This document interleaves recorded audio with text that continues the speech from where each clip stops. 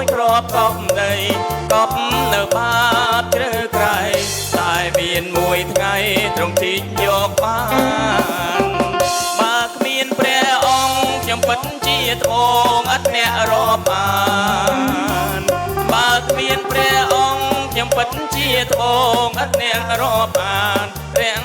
ស្មីមិនដែលមានតែត្រង់ឆ្នៃបានទៅឆ្លងបំភ្លឺ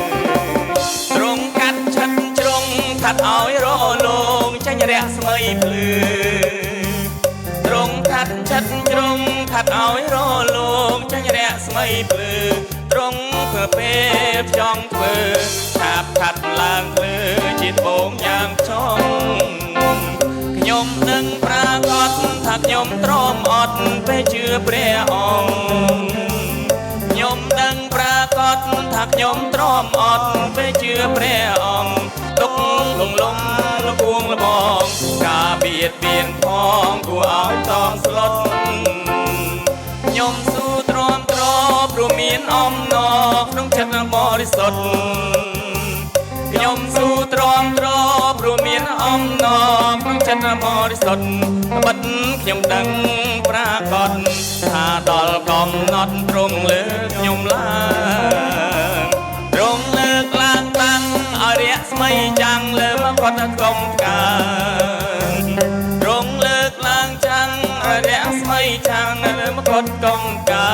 នៅឋានសួគ៌រងរឿងទ្រង់តាំងខ្ញុំឡើងឲ្យភ្លឺអស់ផល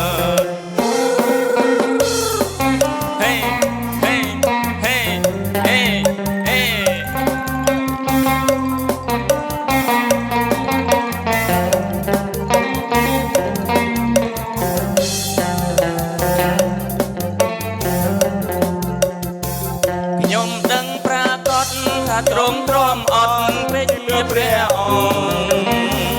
ខ្ញុំដឹងប្រាកដថាខ្ញុំទ្រាំអត់ពេលជឿព្រះអង្គទុកលំបាលលួងលបងការបៀតបៀនផងគួរឲ្យតក់ស្លុតខ្ញុំស៊ូទ្រាំទ្រព្រោះមានអំណរក្នុងចិត្តបរិសុទ្ធខ្ញុំស៊ូទ្រាំទ្រព្រោះមានអំណរក្នុងចិត្តបរិសុទ្ធត្បិតខ្ញុំដឹងប្រាកដថាដល់កំណត់ទ្រង់លើកខ្ញុំឡើងទ្រង់លើកត្បូងតាំងឲ្យរះស្មីចាំងលើមកគាត់កុំកើទ្រង់លើកត្បូងតាំងឲ្យរះស្មីចាំងលើមកគាត់កុំកើនៅឋានសួគ៌រងរឿង